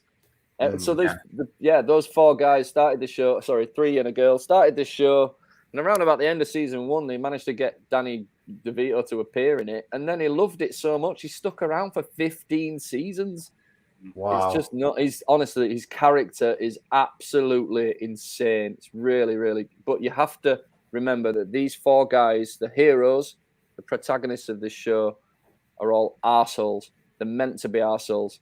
Everything they say is wrong. So it does become, for me, after 4 or 5 seasons of it, I was like, I can't watch these guys anymore. Right. They're just too horrible. But it is an exercise in like pushing the boundary. How far can you take a despicable joke? Hercules. Yeah, man, he's great in that one. Yeah, he's got a good song in that one. Who is he in Hercules? Is he? Look at the poster; it's pretty obvious, Rich. Yeah, dude. Oh God, yeah. Yep. Yeah, the goat guy. Yeah. Then we've got after they did the Jewel in the Nile, they did this. Don't know if you remember this one. I remember this one tanking. Yeah, a bit of a misfire. I don't know why. Just they tried again. They think they just throw the cast back together and magical appear, and it doesn't quite work, does it? Sometimes, but no. He's worked with some of the greatest actors. He's very, very, very good friends with Michael Douglas, isn't he? Yeah. I mean, they've written it on the poster, haven't they? This is not that movie. Yeah. It's like way to sell a film. Yeah. It's not a movie. Yeah. Gotta watch it. Yeah, this is the downside of love. I remember this coming out. I remember my parents getting out of the video shop and being really disappointed in it. I was too young to watch it. I just took their word for it. It could be brilliant. Maybe they're lying to me. I'm going to track it down. Worth another watch. What's we got? Ruthless People. Good Lord. I love that film. Oh, God. No, I have seen that. But I don't remember that being the poster for it. No. Oh, God. That's a great film, Lummy. We got Tin Men with Dreyfuss and I haven't seen that one.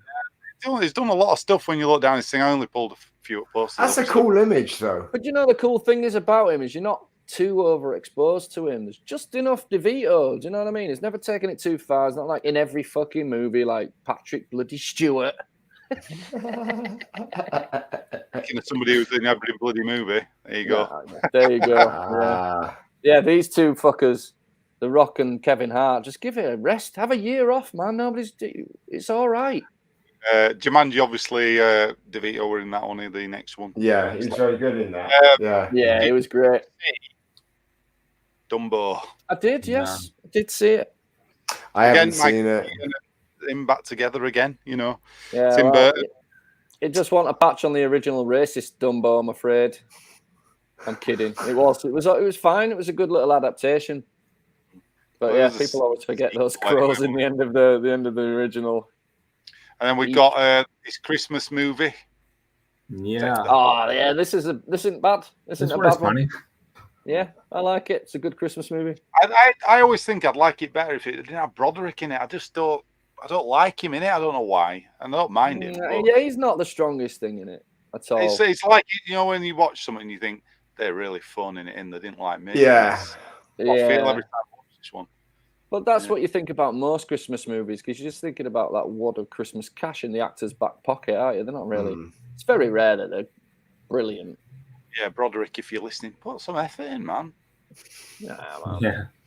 Don't Willis it. Don't Bruce Willis it. Come on. Yeah, don't coast on Ferris. Come on. No. You can do better. Just do Ferris again. Yeah, you're better than that. Yeah. Don't do Ferris again, just in case that was like a one-time and only. They've already done it, man. They've already done it in a fucking commercial, didn't they? Yeah, they did. Yeah, they did a they? commercial. Yeah. Yeah, they did. You reminded me, Webb, of something I was going to mention. The Super Bowl commercials. Cable Guy. Jim Carrey, yeah. Oh, no, I didn't see that one, but I did see the one with Paul Rudd and Ryan Reynolds. I'm going to grab it while you... dude, I always get Paul Rudd and Ryan Reynolds mixed up. Grab the Cable Guy. I love both of them. I think they're brilliant. They're really similar. They're really good friends. Paul Rudd and Seth Rogen, and they're eating a bag of chips and talking about all the memories they have. It's quite a funny commercial. I always get confused between Ryan Cable Reynolds Guy and commercial. Paul Rudd. Now I'm gonna I can think, never remember which one's which in which film. I'll get it. Hang on. Are we allowed to watch it? Are we allowed? Yeah. Shit. I'm excited. I knew there was something I was going to tell you about. Oh my Saw God. Cable Guy a little while ago because we were when we did the Jim Carrey show.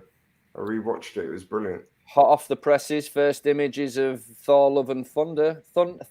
Would you guys watch The Grinch if Jim Carrey was, the Grinch, and Cindy Lou Who was played by Danny DeVito?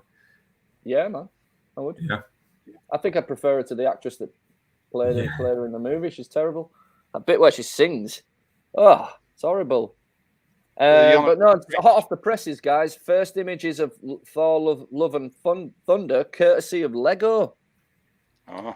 Lego have just released some images of a goat boat from Thor: Love and Thunder. Can you show us it or not? I can't because it's a video on YouTube, so I'll get stricken. Stricken off the record. It's just hot off the presses. I didn't even have time to process it properly. But yeah. I've got the Cable Guy. I'm looking forward to Thor 4. You ready for this? Yeah, I'm ready. more than ready. Watch it. It's loading. Double ready. Cable Guy! No thanks. I don't need cable. I have Verizon 5G internet. 5G internet? Never heard of it. 5G ultra wideband? It's way better. Oh, I see.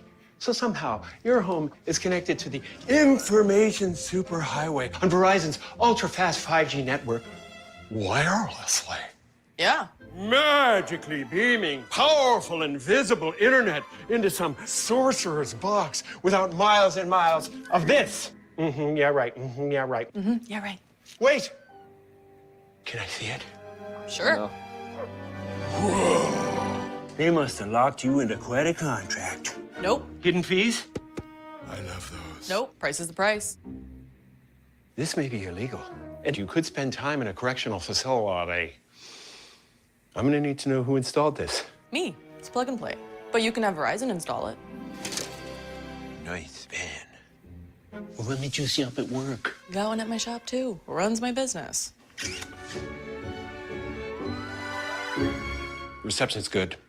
But I'll come back tomorrow and double check. No, I don't think we'll need you to come. No. I'm sorry, I can't hear you. I have my fingers in my ears. I'll be back. Cable guy. Meh. A little bit disappointed in Jim. I don't get why after all this time would you do an advert? Why relegate something like that to a fucking commercial? They do it all the time. There was an Austin Powers one as well at the Super Bowl, wasn't there? And another one. You're like, oh. These commercials as well are costing as much as the first movie, the first Austin Powers and the first Jim Carrey, the first Cable Guy movie. I love that fucking movie. I love Cable Guy. I think it's absolutely great. It's still strong. It's a really good example of dark comedy. Just, it's so bleak, that story, but it's so fucking funny. I love it. Yeah, I feel like I should get the Austin Powers one now. You may as well, dude. You may as well. God. Oh no, this is creepy. I'm just trying to get the that didn't offend me as boat. That didn't for you. That didn't offend me as much as the either the Gremlins one or the Ferris Bueller one or the Home Alone adverts where they've done them 30 years later just to sell a fucking bit of Wi-Fi or something. It's so awful. I bet these advertising fuckers sleep like babies at night as well. Yeah. You know what I mean? I mean, how much would it cost to put a trailer together and get these people to do this stuff again? I mean, I don't even blame Jim Carrey, dude. I really don't blame Jim Carrey for them saying, look, we'll give you $10 million or whatever it was to show up to do a 2-minute commercial. You know what? I should try and find for the show one week some of the Japanese commercials that some of these actors used to do that thought would never be seen. There's a load of them. You know, that'd be a good segment. Yeah. Yeah. We'll do that. We'll play them all. Have a laugh. I'm getting this Austin Powers one for you now. Right. Well, I say Austin Powers. It's Dr. Evil, really. Austin Powers, isn't it? Okay. Sure, we'll watch it. Why not? We're going to get a properly kicked in the nuts by this show tonight. We're going to get a copyright. I don't want to see any fucking movies. I don't want to watch any of this shit anymore. You're putting me off being a geek. Do you want to see the Lego Thor boat? Yeah. I just up on my screen. I didn't get a chance to grab anything. It's just uploading. I've just done a poo. I've just done poo. That's exactly what I've done. No, it's just uploading now. So it took just a moment, caller. There we go. Oh, there it is. I think it's a bit of a joke. The goat boat. I keep hearing about it.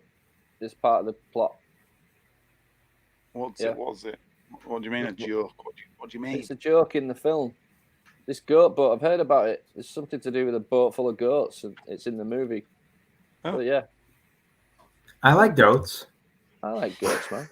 They're all right. I'm nothing against them. I've never really.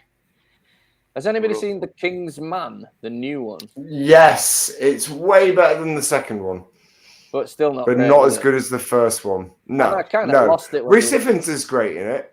Yeah, he was pretty cool. But the Scottish dude, who I thought was going to be David Tennant, the whole way through, I was like, it's going to be David Tennant. It's going to be David Tennant. No, actually, I didn't. Back of his head. I figured out. Okay, I don't want to say too much. But when he attacked the goats, man, I was like, I know those goats are. Oh God! What the hell? Yeah. What's your problem with the goats, man? Not seen it. Anyway. Right, let's show you this. Austin Powers it. Let me load it. Hang on. Can I go after this? It's bumming me out. What are we seeing now? First, we're going to show you the Super Bowl Austin Powers. Yeah. So, how far do you think GM's Ultium EVs can go? 180 miles. More? 300 miles? 1 million miles?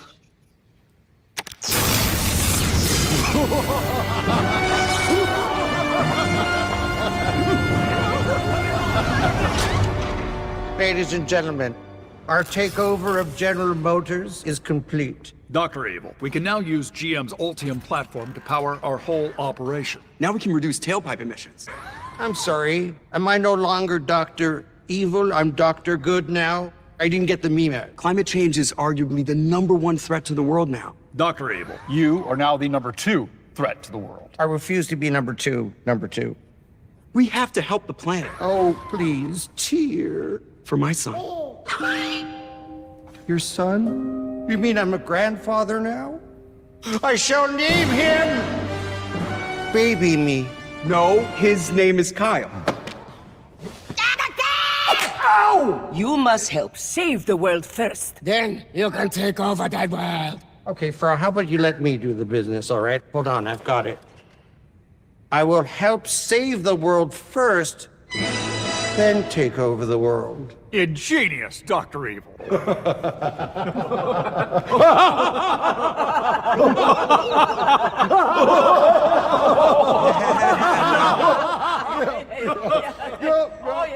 She literally just said that.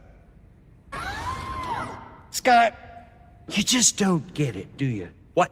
What don't I get? You don't get it. What? You don't get it. Oh, we're right back And you're here. never gonna get it.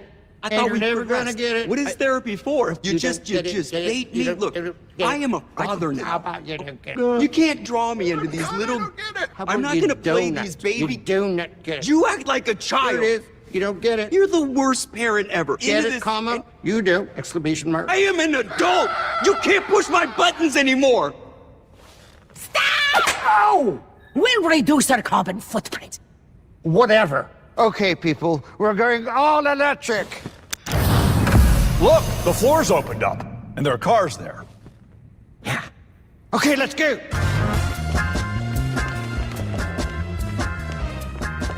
Everybody in! Not you, Scott. One day you're gonna run the company. Baby me.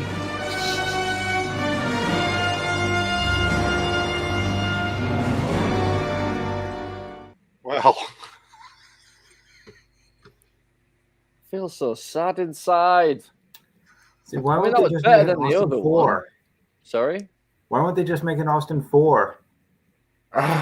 sponsored by Careful what you wish for, man. If the guy who created Wow. it can't be bothered, then why should anybody else give a shit? I don't know, man. I think Austin Powers You look 3 like was Kingpin. pretty That's terrible. how he looks. Like, yeah. Well, I don't Hey. know. That was better than the other one, and it had better jokes in it, and I like Yeah. the fact that it did a bit of callback, but Webby is not impressed. No, I don't it's know how only they been get. my night. I mean, how much does it cost to get them to do that? You know, you've got to think, can't you? It's the Super Bowl, dude. It's an amount of money that we don't even, Hey. we don't even put that kind of money into adverts in this country. That You is know. awful. That was awful. Do you watch the Yeah. Super was Bowl, really Gary? bad. Are you interested in that No. stuff? No. I don't Are you watch a this yeah, I film. can see the baseball behind your head. dude. Yes. Yeah, I'm pretty sure you're a All that baseball stuff, yeah. fella. Baseballer. Who do is you that what it's support? Which team do you support? The Yankees. The Mets. Yankees, the Mets, All the teams. yeah, All they're great talent on all the teams. See, if I lived in America, I think I'd be way more, a much bigger fan of sport. British sports don't appeal to me. I'm not a fan of soccer, not a fan of cricket. Couldn't give a shit about darts or snooker. If I lived in America, I think basketball, baseball, hockey, even American football, or football as you call it in America, wrongly.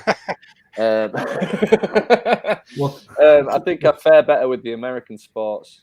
Yeah. But they're like you're there for like 5 hours watching like baseball or American football. It's like an all-day event. Yeah, but it's part of the thing, isn't it? No, Loads some of baseball junk games food. I've gone to, maybe like 2.5 hours, but then you're there with like your friends and your family, so you're eating, you're watching the game, you're having fun. Whereas over here, all the football fans are must just beat the shit out of each other and think That's not true. Oh, see, you're never going to win that argument with Gittins being the only fucking liberal football supporter in the country. That's can't not win that true. argument. It's like- It's not true. Do we have any other Danny DeVito films to look at? No, I or, Yeah, Lord of the Rings. or have those Super Bowl adverts bummed us out to the point where we just... I think that's it. Yeah. That was the topper for the show. Watching those Super Bowl Okay, adverts. brilliant. Yeah, leave it on a high, Lummy. Well done. That's exactly... Yeah, look, I didn't. Lummy didn't create those adverts. He's not to blame. I'm glad that you'd let us know they were out there. I'm interested to see what they're doing with things like this and bastardizing anything they can get their fucking hands on. Fair enough. Jesus, do you remember when Yoda appeared in a car advert in Britain a few years ago? A phone advert or some shit? It was the phone one because I was, because I was up for that. It was the Vodafone one. Yeah, and then you had Robert De Niro in a fucking advert for, I can't even remember what the adverts are for. So yeah, in Britain, Gary, we started getting properly huge Hollywood superstars in our commercials. Like, it was very strange. We have Kevin Bacon quite a lot still. With Kevin Bacon. Then all of a sudden, Bacon. Samuel L. Jackson, and I think Kevin Spacey did one when he was still allowed to do stuff. Kevin Bacon's an actor that deserves like a resurgence in like a film that just kicks off really big. You know, there's some films that come out and they've sort of rekindled somebody's career.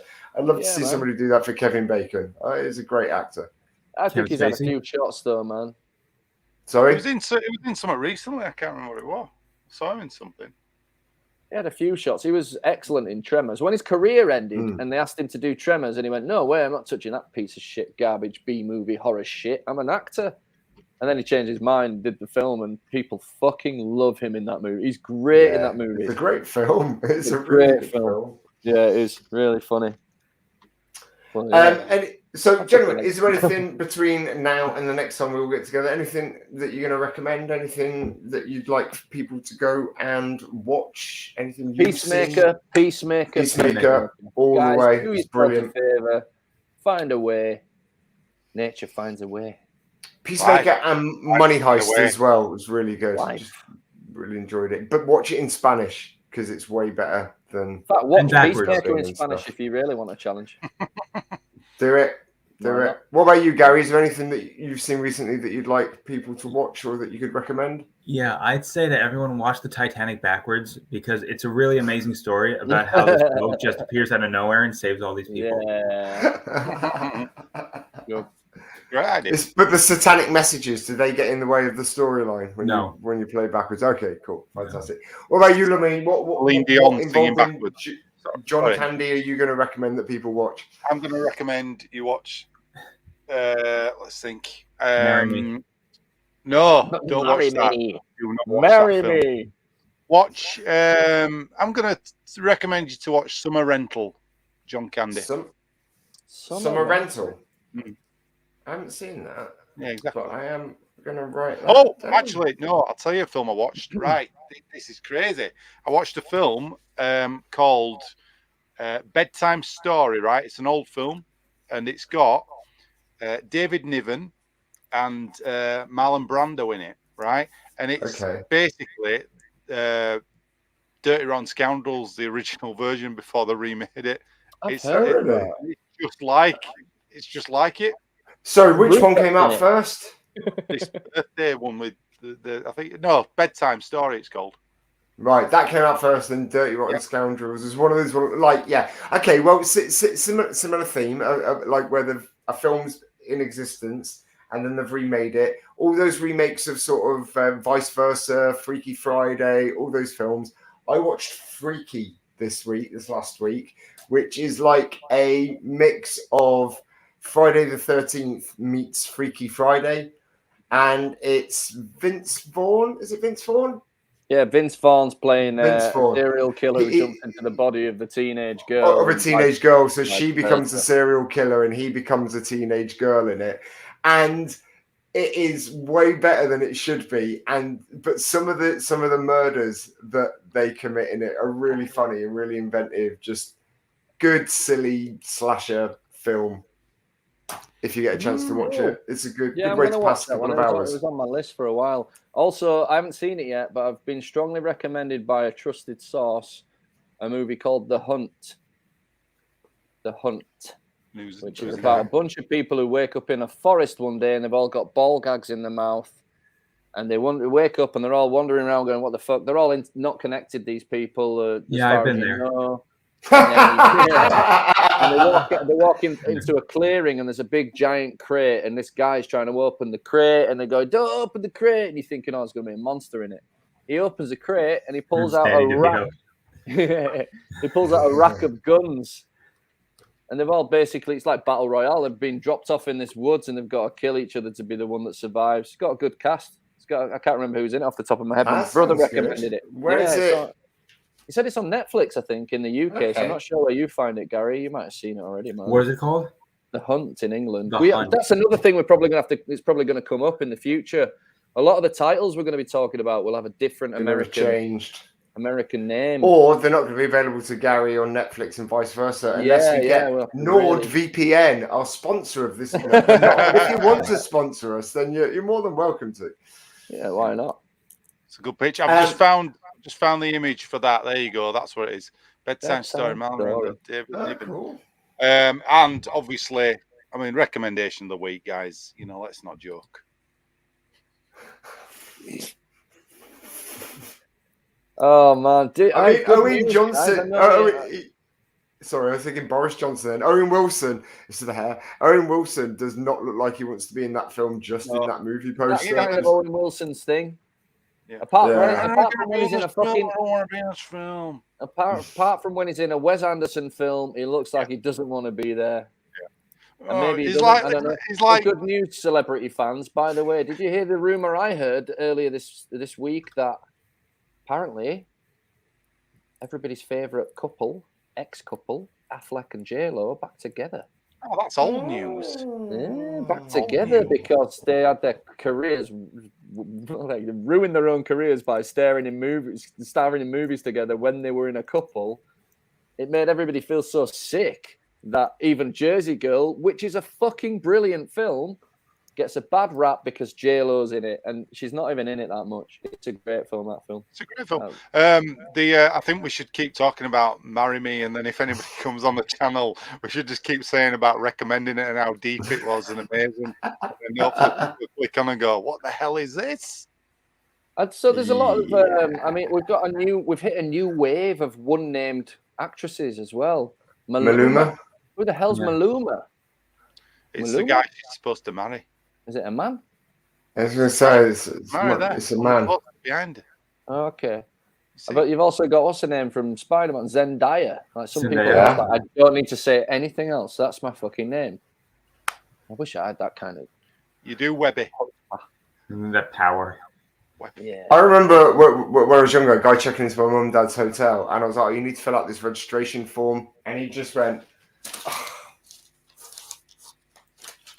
and just wrote a Q, and that was it, across name and address and everything. He just did a Q, and I was so intimidated by the ballsiness of it. I was like, yeah, it's fine. Was he from James Bond films? Was he Q? No, he was a theatre director at the West Yorkshire Playhouse, and I was just like, who does that? Obviously, somebody way more important than me, so I'm not going to argue with you. I'll tell you who does it. A prick does that. Yeah. Well, as I grew up and contemplated that retrospectively, that is the conclusion that I jumped to as well. Yeah. So Marry Me, highly recommended. Can we get rid of the Marry Me poster? Down, you did. Leave it. We're going to get a strike for advertising Marry Me. They probably need the help. No, they probably don't want reminding, and that's why we're going to get the strike. No, there's a huge portion of people out there that've been waiting for the next J-Lo classic movie coming out. I know she's very well liked. Me. That's why I'm in J-Lo. What is it that you like about J-Lo? Is it a booty? No, she's got one of them fine actress. She's got one of them magnetic booties, apparently. I just think she's great. Yeah, she'll always be Jenny from the Block to me. Always be Jenny. She's never not been Jenny from the Block, Webb. That's what you fail to understand. Well, I think we should end the show on this. I think we should end the show on this J-Lo loving. Ladies and gents, thank you so much for watching the show this week. My name has been Rich Gittins. We've had Chris Lumb. We've had Mr. Nathan Webb, who's just frozen and come back into shot. And we've had Gary Miceli. Welcome to the team, Gary. It's lovely to have you on board. Yeah, absolutely. And we will see you all very, very soon. Take it easy, folks. Goodbye. Bye.